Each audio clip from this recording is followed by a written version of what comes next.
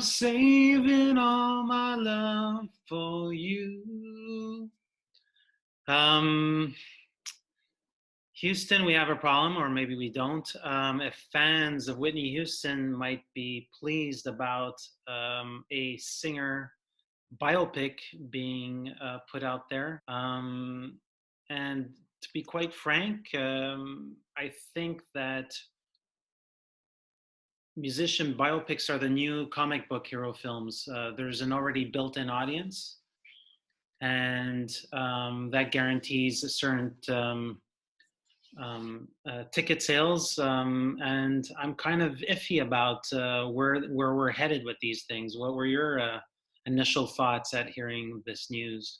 Well, I mean, it's not a surprise. I mean, after the success of Bohemian Rhapsody and Rocket Man, there's a hunger for these kinds of films.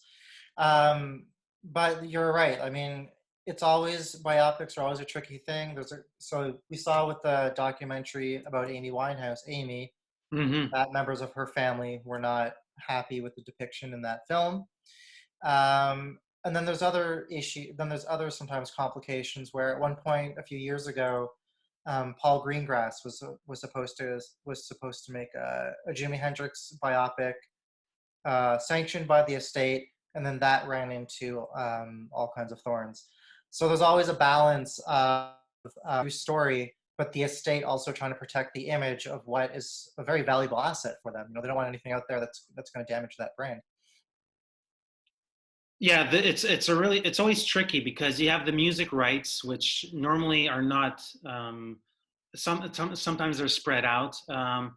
And that's the thing is with the estate owning a lot of the music rights, I find it tricky. Like, can you really write something that's sometimes unflattering, an unflattering portrait of the artist? I'm a little bit standoffish about it, but the good news here is that we have a black female filmmaker taking on the storyline of a black singer. Do you think that makes any difference? Yeah, I mean, it's a positive thing for sure. I mean, you want someone who's a bit closer to what that experience is like. And I think having, you know, the other element of this package is a screenwriter, Anthony McCarten, who has, you know, he's done The Two Popes, Darkest Hour. He did Bohemian Rhapsody and Theory of Everything. So I think his hire says a lot as well about the approach they're taking. So I think they're trying to get something that's authentic on one hand, but also something that's going to hit like right down the middle in terms of mainstream appeal and connecting with a broad audience.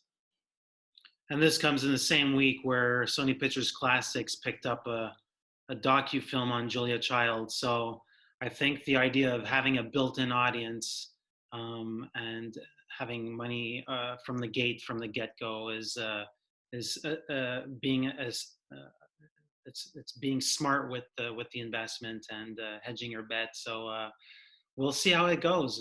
You never know. Might be my best the Aretha Franklin portrait we'll be seeing surely this year. Hey, this is Eric from IndieSponge. Check us out every Friday.